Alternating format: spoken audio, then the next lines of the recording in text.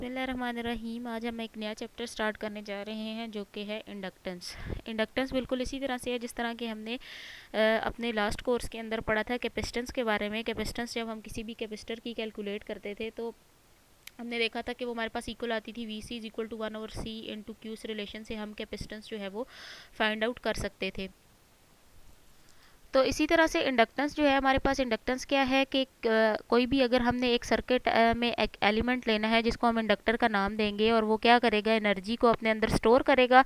और एनर्जी को किस फॉर्म में स्टोर करेगा, अपने अंदर वो उसके अंदर क्या होगा कि उस मैग्नेटिक फील्ड की फॉर्म में एनर्जी वहाँ पर, मैग्नेटिक फील्ड से एनर्जी वहाँ पर प्रोड्यूस होगी और उस एनर्जी को अपने अंदर स्टोर करेगा। जिस तरह के कैपेसिटर क्या करता था कि जब उसके अंदर हमारे पास इलेक्ट्रिक फील्ड का चेंज आता था तो कैपेसिटर के अंदर जो है वो चार्ज स्टोर हो जाता था। ठीक है, तो वो जो चार्ज, जितनी उसकी एबिलिटी होती है चार्ज को स्टोर करने की, उसको हम कहते हैं कैपेसिटर की कैपेसिटेंस। और इसी तरह इंडक्टर जो है, इंडक्टर की इंडक्टेंस क्या होती है कि उसके अंदर कितनी एबिलिटी है कि वो अपने अंदर एनर्जी को स्टोर कर सके। ठीक है, तो इस चैप्टर में हमने सिमिलरली यूज़ करना है कि कोई भी हमारे पास एक आइडियल हमने सोलेनाइड लेना है जिसको हम कहेंगे कि वो हमारे पास क्या है, एज अ इंडक्टर हम उससे सर्किट में यूज़ करेंगे।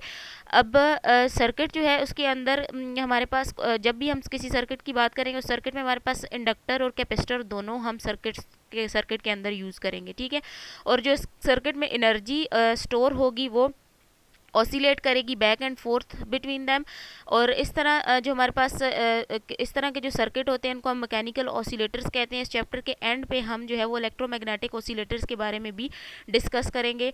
अभी हम स्टार्ट करते हैं। इंडक्टेंस हमारे पास क्या होती है, जिस तरह के हमने कैपेसिटेंस का, मैंने आपको बिल्कुल स्टार्ट में बताया कि कैपेसिटेंस के बारे में हमने पढ़ा था। तो कैपेसिटेंस को हमने डिफाइन किया था। कैपेसिटेंस हमारे पास किसके इक्वल होती है, V C is equal to, इस रिलेशन से हम कैपेसिटेंस निकाल सकते हैं 1/c/q।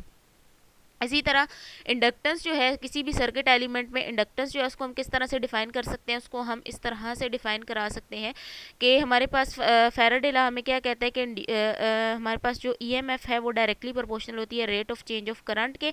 तो हमारे पास यहाँ से जब प्रोपोर्शनैलिटी साइन को हम इक्वालिटी साइन में कन्वर्ट करते हैं तो एक कॉन्स्टेंट आता है जिस कॉन्स्टेंट को हम एल का नाम देते हैं, और वो कॉन्स्टेंट हमारे पास होती है बेसिकली इसकी इंडक्टेंस होती है। तो ये जो हमारे पास लॉ है, ये जो इक्वेशन है ये बेस करती है किस पे, Faraday law of electromagnetic induction पे बेस करती है। अब यहाँ पर ये जो प्रोपोर्शनैलिटी कांस्टेंट है ये हमारे पास क्या है, इंडक्टेंस है। ये बिल्कुल इसी तरह से है जिस तरह हमने कैपेसिटर्स के केस में जो प्रोपोर्शनैलिटी कांस्टेंट था उसको कैपेसिटेंस ऑफ कैपेसिटर का नाम दिया था। ठीक है, तो ये इंडक्टेंस कैपेसिटर की तरह ही हमारे पास हमेशा क्या रहेगा, एक पॉजिटिव क्वांटिटी रहेगी। इसका अगर हम यूनिट देख लें तो इसका यूनिट हमारे पास होता है वोल्ट सेकेंड पर एम्पियर। ठीक है, और इसको जो है वो हम इसके लिए जो वर्ड यूज़ करते हैं उसको हम कहते हैं, या इसका जो यूनिट यूज़ करते हैं उसको हम कहते हैं हेनरी। और 1 हेनरी आपके पास इक्वल होता है 1 वोल्ट सेकेंड पर एम्पियर के। अब ये जो यूनिट, इसका जो नेम था हेनरी, ये हमने एक साइंटिस्ट जोसेफ हेनरी के नाम पे इसका ये नाम रखा था। ये अमेरिकन फिजिसिस्ट था, और इसके नाम पे इसका जो था, इसके यूनिट का ये नाम रखा गया था। ठीक है, अब कोई भी इलेक्ट्रिकल सर्किट डायग्राम अगर हम देखें तो उसमें हम इंडक्टर को किस सिंबल से रिप्रेजेंट करते हैं, उसमें हम इंडक्टर के लिए ये सिंबल यूज़ करते हैं किसी भी इलेक्ट्रिकल सर्किट में इसको रिप्रेजेंट करने के लिए।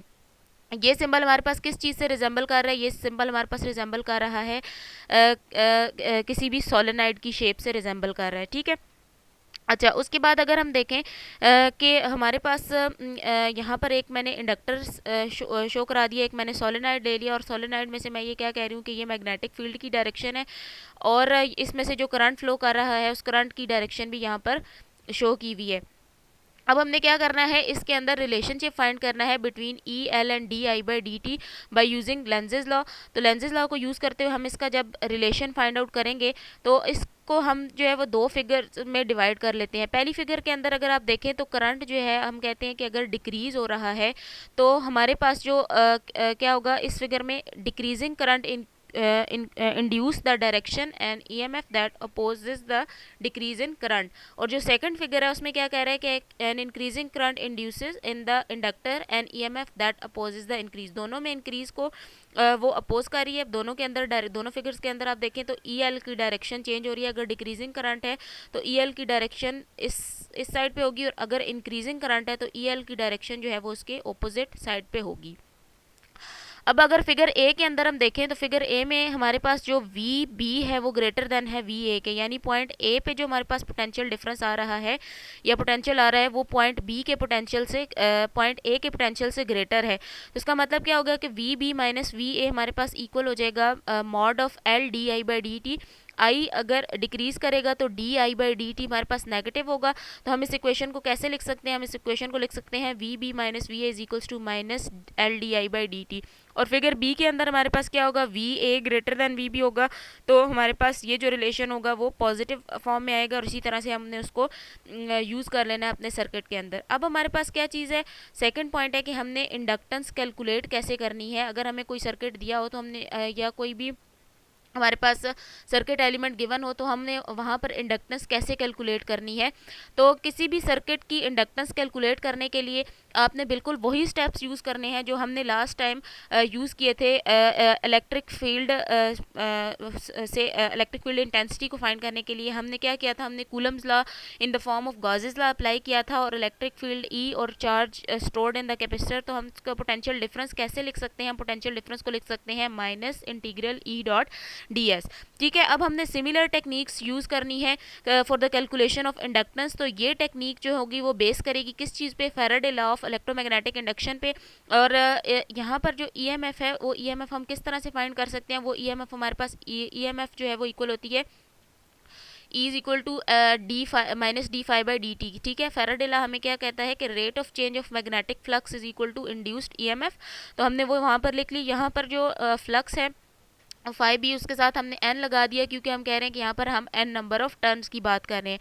अब हमारे पास जो इक्वेशन नंबर 2 थी और इक्वेशन नंबर 5 थी, दोनों जो है हमारे पास, ये मैं इक्वेशन नंबर 2 आपको दिखा देती हूँ। यहाँ पर इक्वेशन नंबर जो 2 थी, ये इक्वेशन नंबर 2 थी हमारे पास। ठीक है, इक्वेशन नंबर 2 और इक्वेशन नंबर 5 देखे, दोनों EL की वैल्यूज़ हैं। तो दोनों को अगर हम कंपेयर कर लें आपस में, तो दोनों को कंपेयर करने के बाद हमारे पास जो है वो रिजल्ट क्या बनेगा, हम इंडक्टेंस की वैल्यू कैसे फाइंड कर सकते हैं, L D I by D t is equals to d by D t of N phi B. ठीक है, अगर हम इसके इक्वेशन के दोनों तरफ इंटीग्रल ले लेंगे तो इंटीग्रल लेने से क्या हो जाएगा, दोनों तरफ अगर हम इंटीग्रल ले लें तो ये इंटीग्रल जो होगा वो इस डी के साथ कैंसिल हो जाएगा। तो हमारे पास सिर्फ क्या बचेगा, L I is equals to N phi हमारे पास बाकी बचेगा। ठीक है, तो यहाँ से हम एल की वैल्यू निकाल सकते हैं। एल की वैल्यू हमने जो निकाली वो एल की वैल्यू हमारे पास क्या आ गई, वो वैल्यू हमारे पास आ गई जी, ये L is equals to N phi by I. ठीक है, ये हमारे पास आ गई एल की वैल्यू। अच्छा, उसके बाद हमारे पास क्या है, इंडक्टेंस ऑफ सोलेनाइड। अगर हमने किसी सोलेनाइड के लिए अब इंडक्टेंस फाइंड आउट करनी है तो मैंने जो ये स्टेप्स आपको स्टार्ट में बताए, यही स्टेप्स आपने यूज़ करने हैं और इन्हीं स्टेप्स को यूज़ करते हुए आप किसी भी सोलेनाइड की इंडक्टेंस फाइंड आउट कर सकते हैं। तो सोलेनाइड अगर हमने एक ले लेते हैं जिसमें n नंबर ऑफ टर्न्स हैं, ठीक है, और अगर इसमें से करंट फ्लो कर रहा है सोलेनाइड में से, तो इसमें जो मैग्नेटिक फील्ड प्रोड्यूस होगी वो मैग्नेटिक फील्ड आपके पास इक्वल होगी mu N I over L. ठीक है, और कैपिटल N ओवर L को अगर मैं यहाँ पर क्या कर दूँ, कैपिटल N ओवर L को अगर मैं स्मॉल n से रिप्लेस कर दूँ तो इसका मतलब क्या होगा, number of turns per unit length. ठीक है, यानी small n is equal to capital N over L, number of turns per unit length. तो अगर A हम कहते हैं कि एरिया है हर सर्कुलर टर्न का सोलेनाइड के, तो फ्लक्स जो होगा उसमें से जो पास करेगा वो फ्लक्स हमारे पास किसके इक्वल आ जाएगा, वो फ्लक्स हमारे पास इक्वल आ जाएगा B इंटू ए के। ठीक है, अब हमने क्या कर दिया, मैंने ये जो B की वैल्यू यहाँ पर निकाली थी, इस B की वैल्यू को यहाँ पर आपने सब्स्टिट्यूट कर देना है। जब आप यहाँ पर इसको सब्स्टिट्यूट कर देंगे तो ये आपके पास 5B किसके इक्वल आ जाएगा, 5B आपके पास इक्वल आ जाएगा mu naught N I into ए।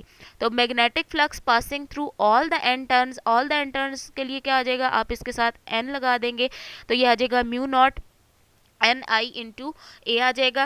ठीक है, अब हमने क्या करना है, इसका rate of change of flux find करना है ना। तो हमारे पास फ्लक्स तो आ गया, अब हम इसको डिफ्रेंशिएट कर देंगे with respect to the time. जब हमने इसको डिफ्रेंशिएट कर दिया तो हमारे पास देखो म्यू भी कांस्टेंट है, एन भी कांस्टेंट है, ठीक है, स्मॉल एन भी कांस्टेंट है, कैपिटल एन भी कांस्टेंट है, एरिया भी कांस्टेंट है। सिर्फ क्या चीज़ हमारे पास सर्किट में चेंज करती है, करंट की वैल्यू चेंज करती है। तो इसका मतलब है कि जो डेरिवेटिव आएगा सिर्फ वो D I by D T आएगा, बाकी सारी चीज़ें कांस्टेंट है तो वो डेरिवेटिव डेरिवेटिव से बाहर निकल जाएंगी। ठीक है, तो अब हमारे पास जो Faraday law of electromagnetic induction हमें क्या कहता है, E is equal to minus d phi by D t. तो हमने d phi by D t की वैल्यू जो है वो फाइंड आउट कर ली है, तो d phi by D t की वैल्यू इसके अंदर लगाएंगे तो हमारे पास जो है वो करंट की वैल्यू, सॉरी EMF की वैल्यू ये आ जाएगी। ठीक है, अब हमारे पास L क्या है, L हमारे पास सेल्फ इंडक्टेंस है सोलेनॉइड की। तो हमने क्या करना है, हमने रिलेशन जो ऊपर डिफाइन करवाया था, E is equals to L D I by D T.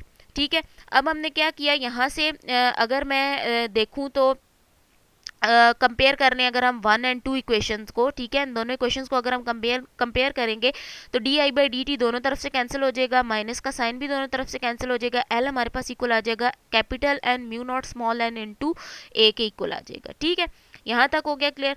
अब इसको बस थोड़ा सा सिंप्लीफाई करना है हमने, जो हमारे पास कैपिटल एन होता है, कैपिटल एन वो होता है स्मॉल एन इंटू एल के इक्वल होता है, तो हम इसकी जगह पे वो वैल्यू लगा देंगे और यहाँ पर ये जो है हमारे पास आ जाएगा mu naught N square L into ए।